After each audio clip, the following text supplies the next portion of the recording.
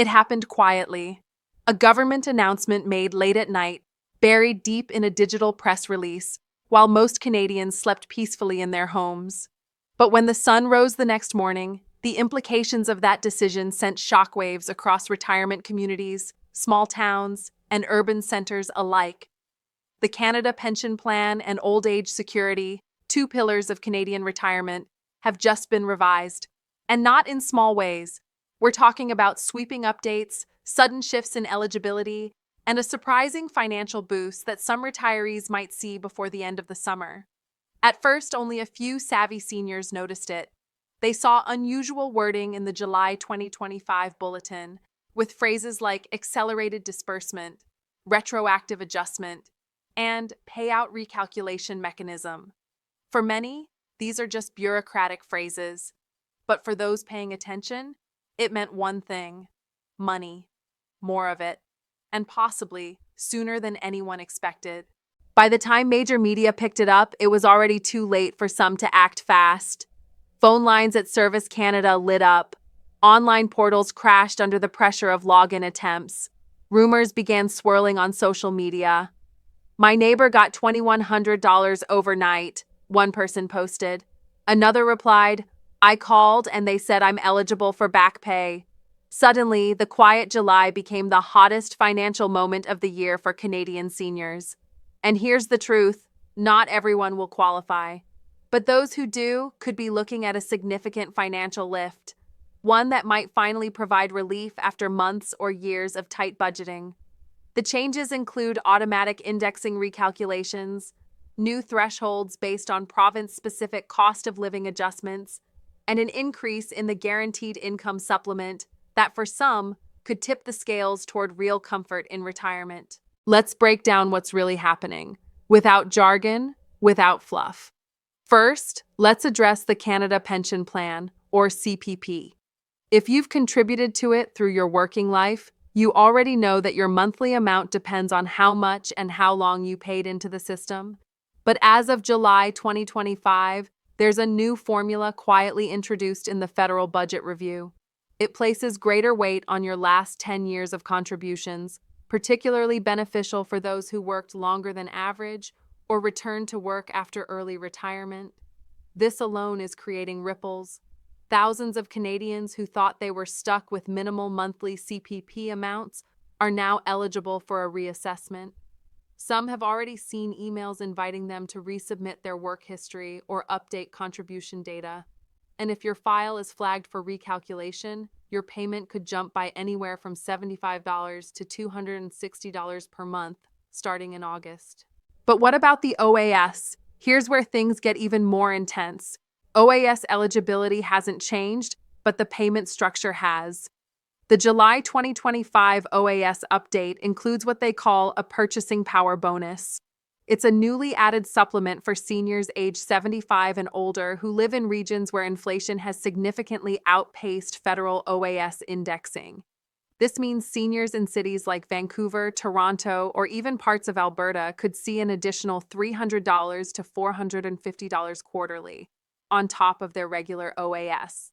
One widow in Calgary opened her bank account last week and was stunned to find an unfamiliar deposit, exactly $387, marked only with the cryptic label PWRB July 25. At first, her heart skipped a beat. Her pension deposits were always consistent, always labeled clearly, always predictable. But this wasn't part of her usual monthly routine. Confused and slightly anxious, she stared at the screen. Was it a banking error? Some sort of fraudulent activity? A clerical mistake? She picked up the phone and called her son, who happened to be a certified financial advisor in Vancouver.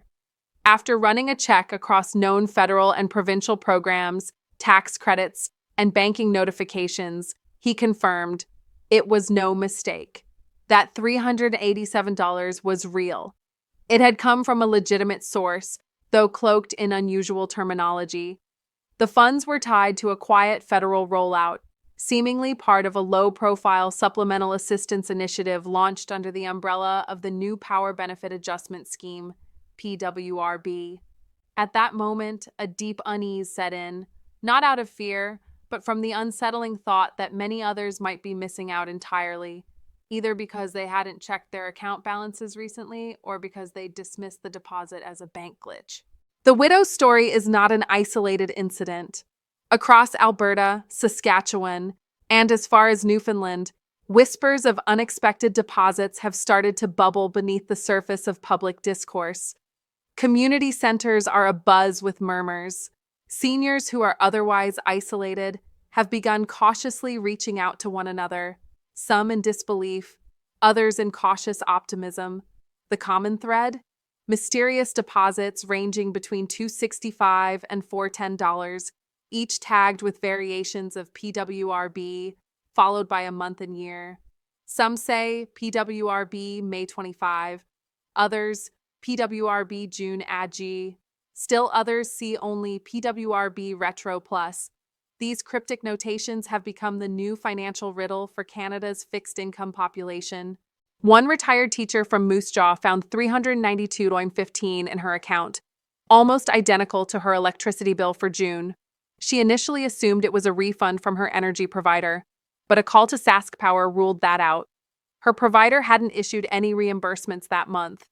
When she looked deeper, she realized that the timing of the deposit coincided exactly with an uptick in federal and provincial energy rebate allocations, passed quietly in a late May session of Parliament, buried deep within broader fiscal legislation that never made headline news. This is how the mystery of PWRB has begun to unravel, silently, slowly, and with increasing urgency.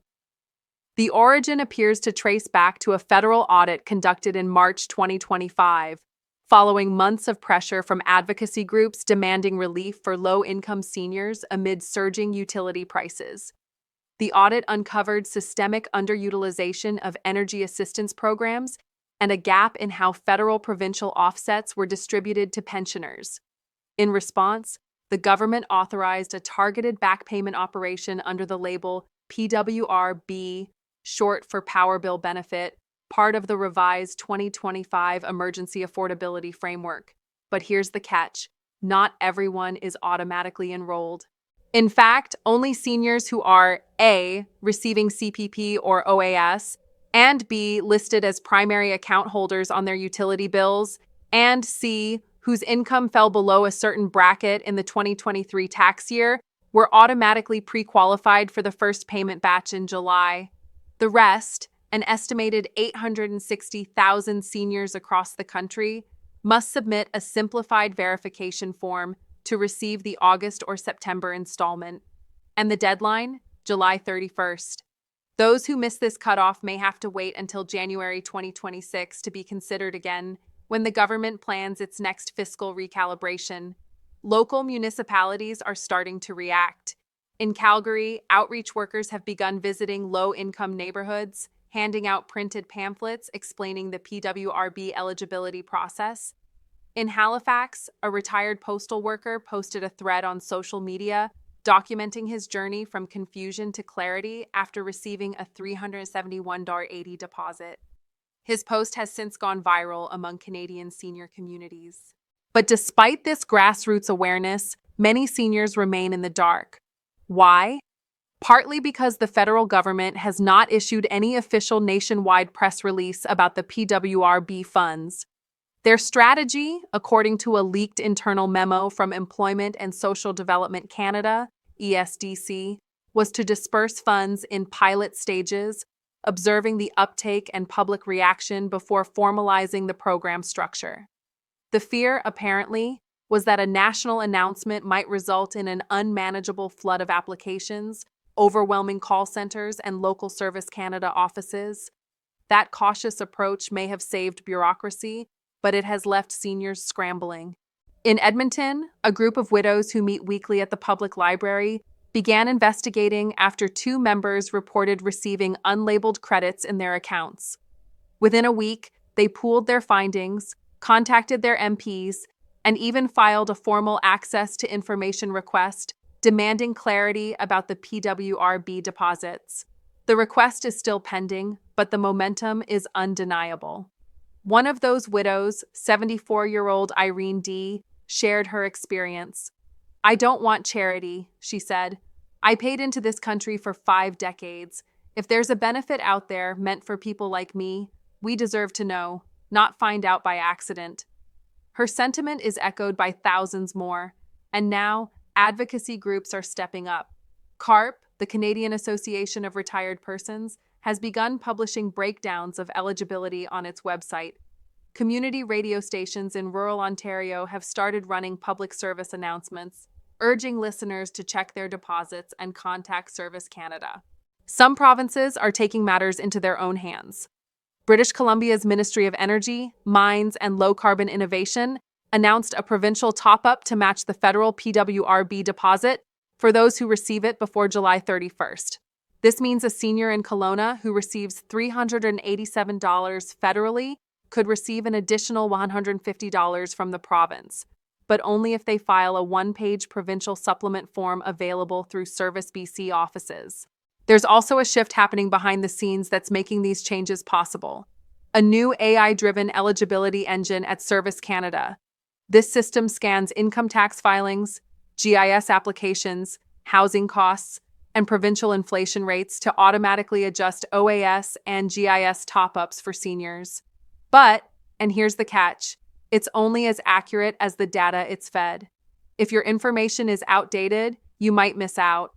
Updating your address, tax return, and banking details might be the key that unlocks hundreds or even thousands of dollars in retroactive payments. This is where things get emotional. Many seniors have felt forgotten. They've lived through economic downturns, raised families, paid taxes their whole lives, only to find themselves stretching every dollar in retirement.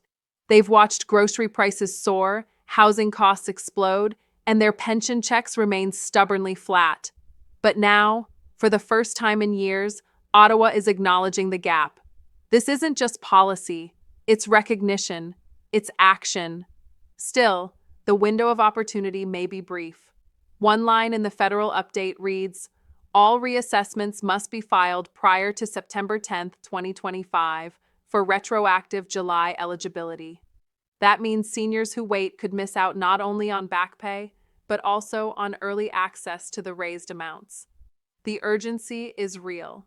And this isn't just about numbers.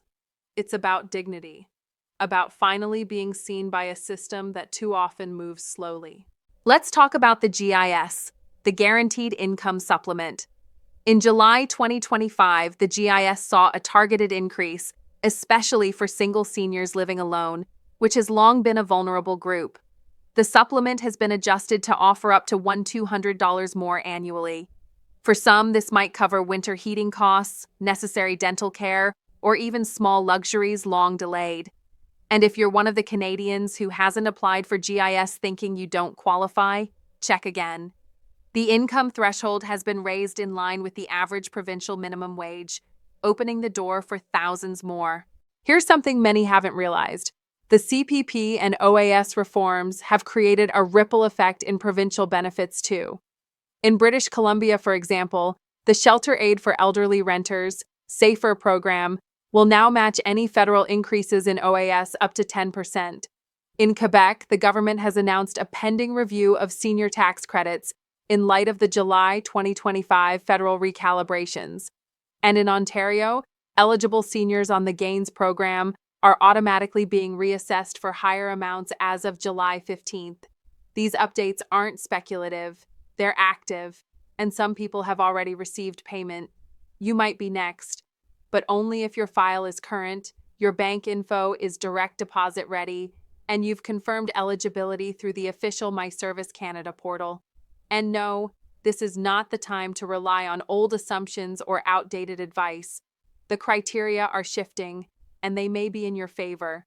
One of the most surprising revelations is that some immigrants and permanent residents, those who had partial CPP contributions or OAS eligibility due to late arrival in Canada, are now being included in what's called benefit proportional recalculation. This quiet reform allows partial contributors with over 10 years of residence to qualify for top-up benefits, prorated to their years of residency and adjusted contribution value.